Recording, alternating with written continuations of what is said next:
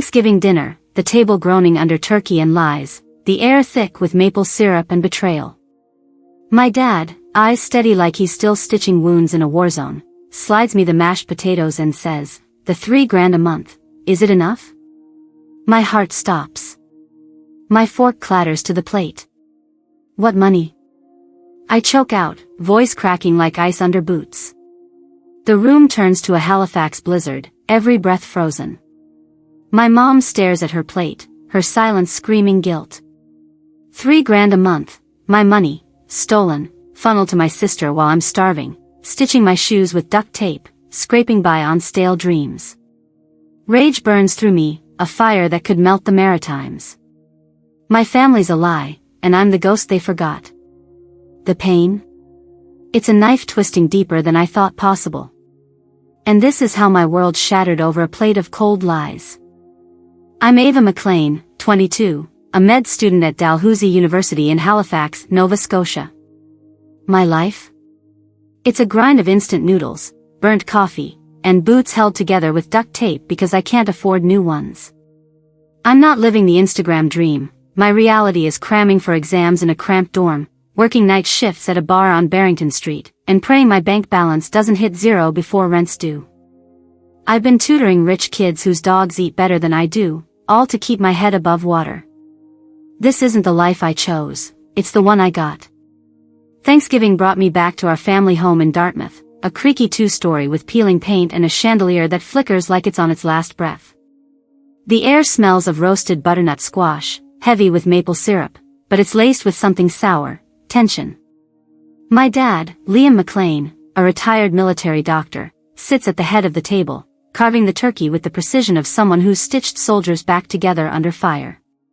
He's all sharp edges and quiet pride, his hands steady but his eyes tired from years of deployments. My mom, Ellen, fusses over the table, arranging napkins like she can control the chaos underneath.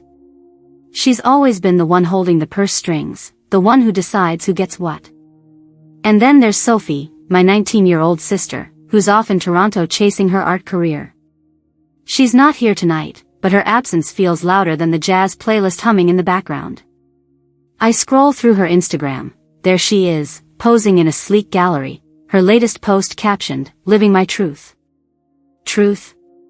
While I'm counting loonies for laundry, she's sipping lattes in Yorkville. I thought tonight would be just another holiday, awkward but bearable. Dad would talk about his old army days, Mom would dodge my questions about school, and I'd fake a smile. But as I sat there, fork in hand, I could feel the weight of something unspoken, like a storm rolling in over the Halifax harbor. I didn't know it yet, but that table was about to become a battlefield. The Dartmouth dining room felt like a pressure cooker, the jazz playlist humming like a cruel joke. The turkey sat half-carved, steam curling up like ghosts of better days.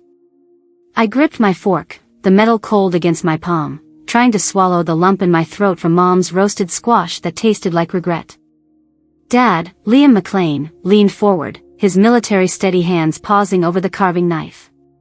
His voice, low and deliberate, cut through the clink of glasses. "Ava, the $3,000 a month, has it been enough for school?" My heart slammed against my ribs.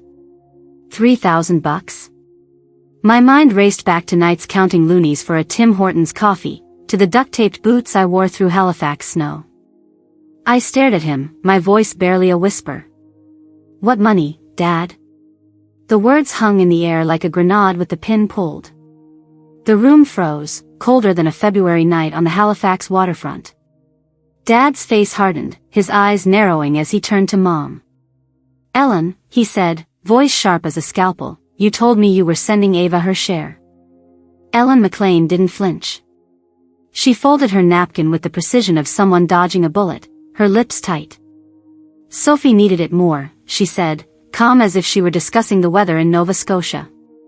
"Art in Toronto is cutthroat. You know that." My fork clattered to the plate, the sound echoing like a gunshot. "Sophie?" I said, my voice cracking, rage boiling up like a storm over the Atlantic. "You've been sending my money to Sophie? For 3 years?" Ellen's eyes flicked to me, then back to her plate, as if I were a minor inconvenience. "You're doing fine, Ava," she said. "You always manage." Fine. The word hit like a slap. Fine was me skipping meals to afford textbooks, working bar shifts until 2 a.m., and stapling my coat together because I couldn't buy a new one. Fine was me lying awake in my Dalhousie dorm, wondering if I'd make rent. I looked at Dad, his jaw clenched so tight I thought it might crack. "You told me every month," he said to Ellen, his voice low but shaking with betrayal. "You said Ava was covered." Ellen shrugged, reaching for her water glass. "Sophie's career is an investment," she said. "Ava's tough. She doesn't need coddling." My chest burned, a fire that could torch the Maritimes. Tough? That's what she called starving, scraping, surviving on fumes while Sophie posted Instagram stories from art galleries, her nails painted with money that should have been mine. I pushed my chair back, the screech slicing through the silence. 3 years, Mom, I said, my voice trembling with fury. 3 years of lies. Do you know what I've been through? I've been eating instant noodles, working myself to the bone, while you bankrolled Sophie's lattes and paintbrushes. Ellen's face stayed blank, like she was waiting for me to finish my tantrum. Dad's hands gripped the table, his knuckles white. "How much, Ellen?" he demanded. "How much did you send her?" She hesitated, then said, $3,000 a month. Sometimes more for exhibitions. Dad's eyes widened, a flicker of disbelief. "That's Ava's trust fund," he said, almost to himself. "That's her future." I stood there, the weight of it crashing down. $3,000 a month, $36,000 a year, over $100,000 total, siphoned from the trust my grandfather left me, a military man like Dad, who wanted me to have a shot at med school. Gone. Funneled to Sophie's Toronto dreams while I was invisible, a ghost in my own family. The jazz kept playing, but it sounded like a funeral march now. I looked at Dad, his face a mix of guilt and fury, and at Mom, who wouldn't meet my eyes. This wasn't just about money.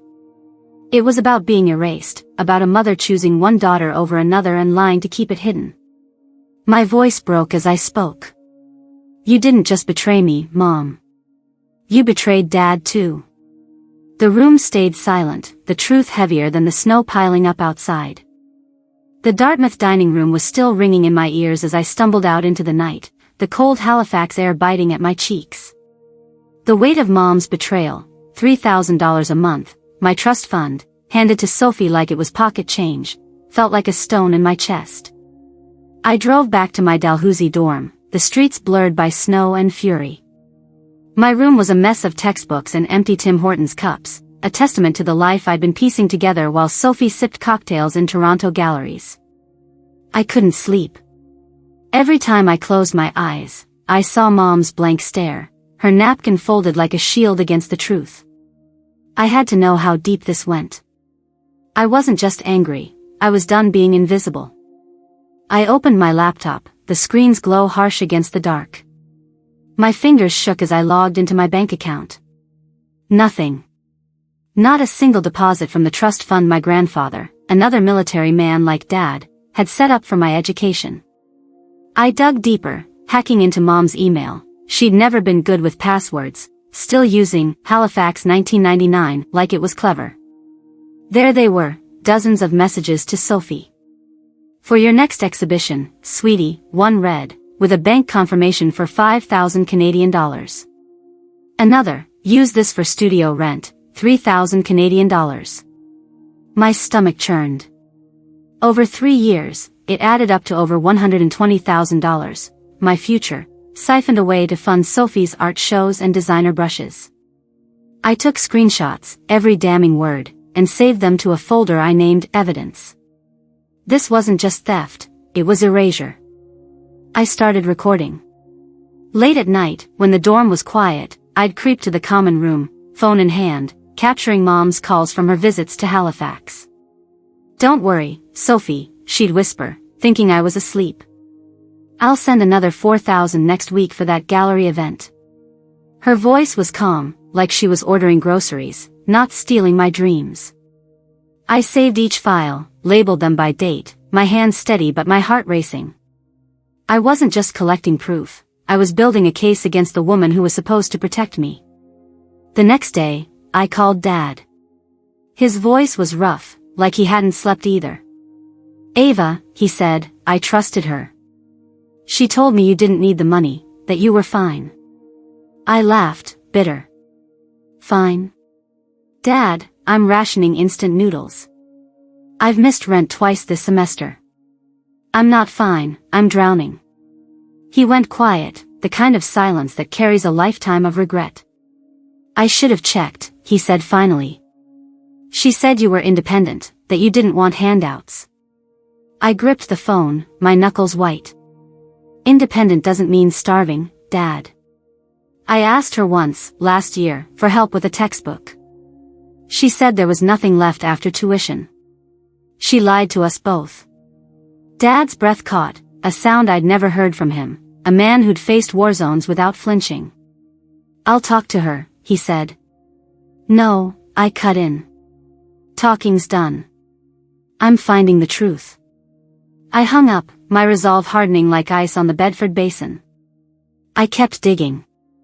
I found a statement from the trust firm, buried in my email from 2 years ago. It showed withdrawals, all approved by Ellen McLean, with notes like educational expenses and professional development. None of it was for me. One transfer, 10,000 Canadian dollars, was labeled Sophie's Portfolio Showcase. I cross-checked it with her Instagram, a post from last spring, her standing in a Toronto gallery, captioned, "Grateful for every opportunity." My blood boiled. Grateful? She was standing on my broken back, painting her dreams with my money. I sent the screenshots to Dad, my email subject line blunt, "This is what Mom did." He called back an hour later, his voice shaking. "Ava, it's worse than I thought.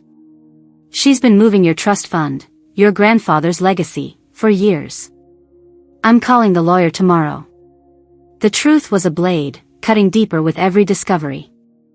I sat on my dorm bed, staring at the snow piling up outside, and felt something shift. This wasn't just about money anymore. It was about a mother who chose one daughter's spotlight over the other's survival. Sophie's art was her dream, sure, but what about mine? Med school, the chance to save lives like Dad once did, that was my fight. And Mom had taken it, handed it to Sophie like it was nothing. I wasn't just hurt, I was furious, a rage that could burn through the Nova Scotia fog. But I wasn't going to scream or cry. I was going to prove it, every cent, every lie, until the truth was undeniable. The snow outside my Dalhousie dorm window fell heavier now, each flake a reminder of the cold truth I'd uncovered. My laptop screen glowed with screenshots of Mom's emails to Sophie, each one a knife in my back. $5,000 here, $3,000 there, all from my trust fund, my grandfather's legacy, meant to carry me through med school. Over 120,000 Canadian dollars, gone, while I scraped by on loose change and sheer stubbornness. My phone held recordings of Ellen McLean's late-night whispers, promising Sophie more money for her Toronto dreams, as if my own didn't exist. I'd shown Dad, Liam McLean, the evidence, and his voice had cracked over the phone, heavy with guilt for believing her lies. I wasn't just fighting for money, I was fighting to be seen, to claw back the future Mom had stolen. The rage in my chest burned hotter than a Halifax summer, but it was the pain, the bone-deep ache of being erased by my own mother, that threatened to break me. I sat on the edge of my bed, the springs creaking under me, and stared at the folder labeled Evidence. It wasn't just a collection of files, it was a map of betrayal, every email and recording a coordinate of how little I mattered. I thought of Dad, his military precision shattered by Mom's deception, and how he'd said, "I should have checked, Ava. I should have known."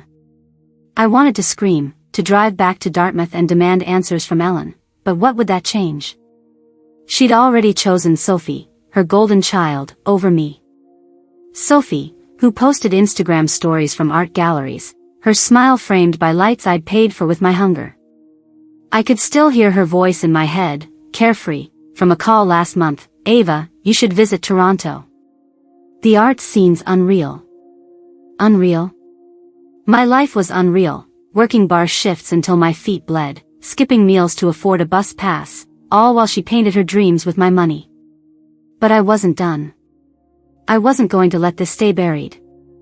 I looked at the camera, my reflection a tired shadow in the lens, and spoke, my voice steady despite the storm inside.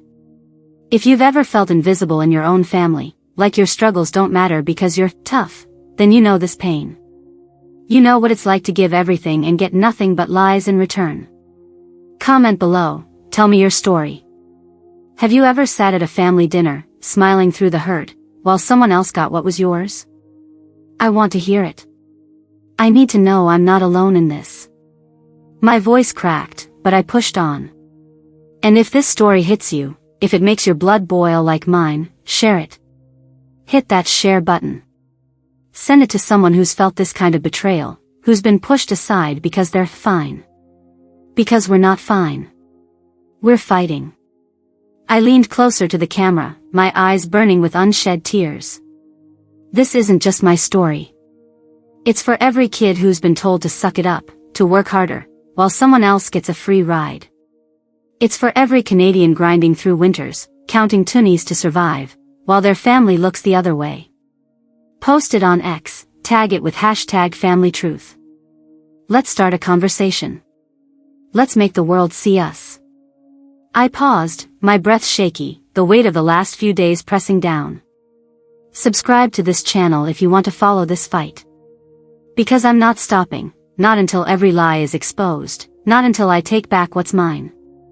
The room was silent, save for the hum of my mini fridge, a cheap relic from a thrift store on Quinpool Road. I hit stop on the recording, my heart pounding, but for the first time in days, I felt alive. This wasn't just about me anymore. It was about every person who'd ever been erased, every voice drowned out by someone else's spotlight. I was done being silent. The Halifax night pressed against my dorm window, snow piling up like a wall between me and the world. I'd sent Dad the screenshots, the recordings, the proof of Mom's betrayal, 120,000 Canadian dollars of my trust fund, my grandfather's hard-earned legacy, diverted to Sophie's Toronto art galleries while I scraped by on nothing. The fight in me was still there, but it was buried under a weight I couldn't name. I needed air, needed to escape the suffocating truth that my own mother, Ellen McLean, had chosen my sister over me. I grabbed my coat, still patched with duct tape, and drove to the Halifax waterfront, where the fog hung thick, swallowing the lights of the ferries crossing to Dartmouth. I sat on a weathered bench, the cold seeping through my jeans, and stared at the black water. The harbor was silent, save for the distant groan of a ship's horn, and I felt like that sound, lost, drifting, unheard. I pulled out my phone, the screen's glow a harsh reminder of reality. Sophie's latest Instagram story popped up, uninvited. There she was, 19 and radiant, standing in a Yorkville studio, paintbrush in hand, captioning her life with, "Finding my light." My light? I was burning out, my dreams of med school flickering like a candle in a Nova Scotia storm. I remembered my 20th birthday, 2 years ago, when I'd waited for a call, a text, anything from Mom. All I got was a rushed, "Happy birthday" message, sent at 11 p.m., like an afterthought. That same day, Sophie posted a photo from a Vancouver art fair, her smile framed by a frame Mom had paid for, $2,000, I later learned, wired from my trust. Sophie's sensitive, Mom had said once, when I was 15 and asked why she missed my science fair to drive Sophie to a painting class. "You're strong, Ava. You don't need me like she does." Strong. That word was a chain, locking me into a role I never chose. I leaned back, the benches splintered with digging into my spine. The fog was so thick I could barely see the Bluenose II docked across the water, its silhouette a ghost of Nova Scotia's pride. I thought of Dad, Liam McLean, his face crumpling when I showed him the evidence. "I didn't know," he'd said, his voice raw, like the soldier in him was breaking. He'd spent years in war zones, saving lives under fire, but he couldn't save me from this. I'd called him earlier, sitting in my car, the engine still running to keep warm. "Dad," I said, my voice barely holding, "did you ever think to ask me? To check if I was okay?" He was quiet for too long. I thought you were managing, he said. You always do. Managing.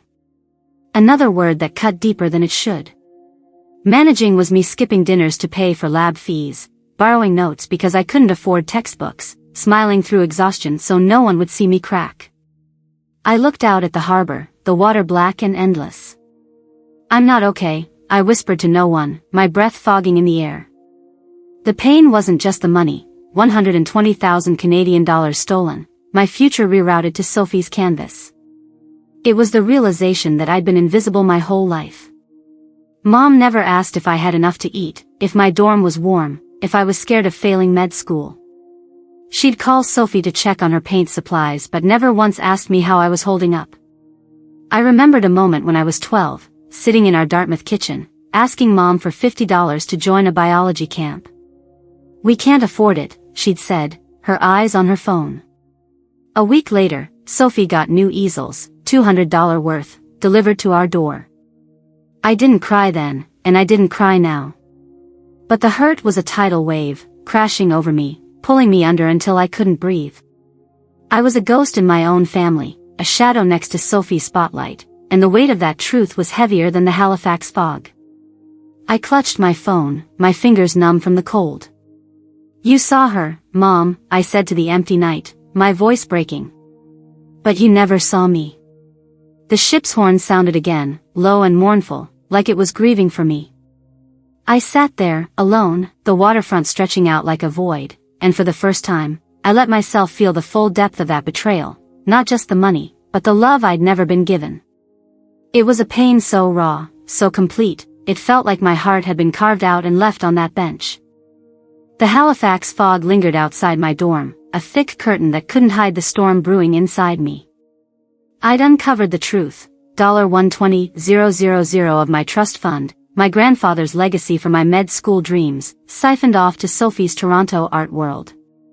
The recordings of Mom's whispers, the screenshots of her emails, were a ledger of lies I couldn't unsee. That night on the waterfront had left me raw, my heart hollowed out by the realization that Ellen McLean had erased me from her priorities. But I wasn't done. I drove back to our Dartmouth home, the tires crunching on fresh snow, my resolve as hard as the ice on the road. I wasn't going to let this betrayal fester in silence. I needed answers, and I needed them now. I stepped into the kitchen, the air heavy with the scent of leftover coffee and unspoken truths. Ellen stood at the counter, chopping carrots with a rhythm that felt too calm, too deliberate. Her eyes flicked up, registering my presence, but she didn't speak. I didn't wait. Mom, I said, my voice sharp enough to cut through the quiet, you took $300,000 from my trust fund. My future. You gave it to Sophie like it was nothing. Why? She set the knife down, her hands steady, but her lips pressed into a thin line. Ava, she said, her tone clipped, like she was scolding a child, Sophie's career needed it. Art in Toronto is brutal. You're in med school, you'll make it without the money. My chest tightened, a fury so fierce it could have melted the snow outside. Make it? I snapped. I'm starving, Mom.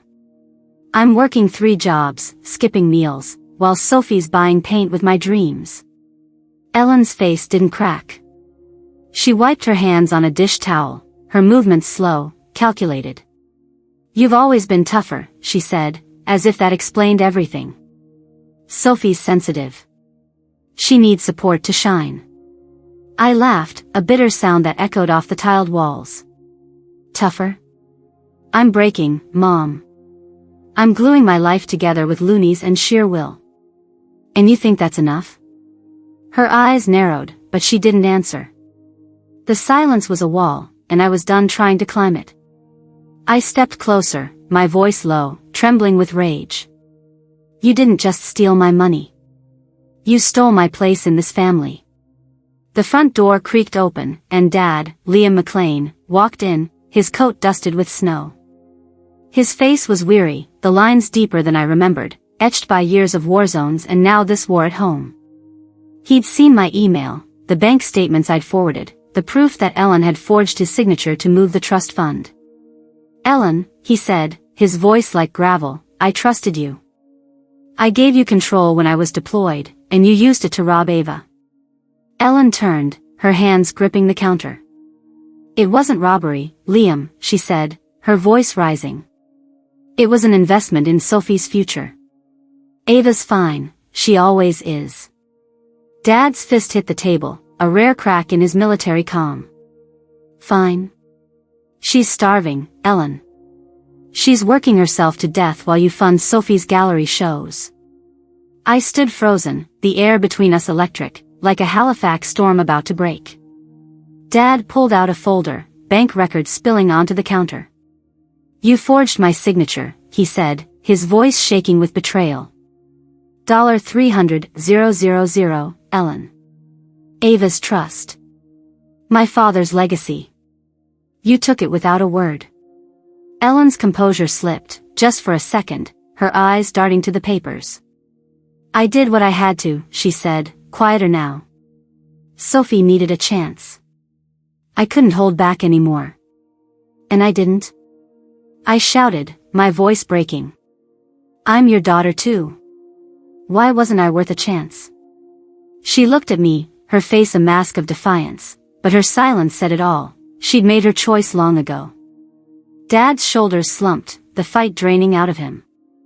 I can't do this anymore, he said, his voice barely above a whisper. I'm filing for legal separation. The words landed like a bomb, the kitchen silent except for the hum of the fridge. Ellen's face paled, but she didn't protest.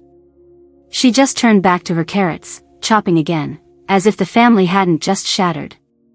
I walked out, my boots heavy on the hardwood, and stood on the porch, the Dartmouth snow falling like ash. The house behind me wasn't a home anymore, it was a graveyard of trust, and I was done mourning it. The Dartmouth house was a husk, its walls echoing with the fallout of Mom's betrayal. Dad, Liam McLean, had packed a bag and left for a friend's cabin in Lunenburg, his decision to file for legal separation hanging like smoke in the air. I'd faced Ellen McLean, laid bare her theft of $300,000 from my trust fund, but her defiance, her refusal to see me, had carved a deeper wound than I'd expected. Back at my Dalhousie dorm, I tried to focus on my anatomy notes, but the words blurred, my mind stuck on the truth. My family had chosen Sophie over me, and the pain was a tide pulling me under. Then my phone buzzed, Sophie's name lighting up the screen. I almost let it go to voicemail, but something, anger, maybe, or exhaustion, made me answer. Her voice was hesitant, not the usual Toronto polished chirp. Ava, she said, we need to talk. I didn't want to hear it. Sophie McLean, 19, my sister who'd been living off my stolen future, had no right to my time. But I agreed to meet her at Bluenose II, a Halifax coffee shop where the smell of roasted beans mixed with salt air from the nearby harbor. I sat in a corner booth, my hands wrapped around a cooling double-double, the steam rising like the fog I'd faced on the waterfront. Sophie walked in, her usual Instagram glow dimmed, her scarf loose and her eyes red.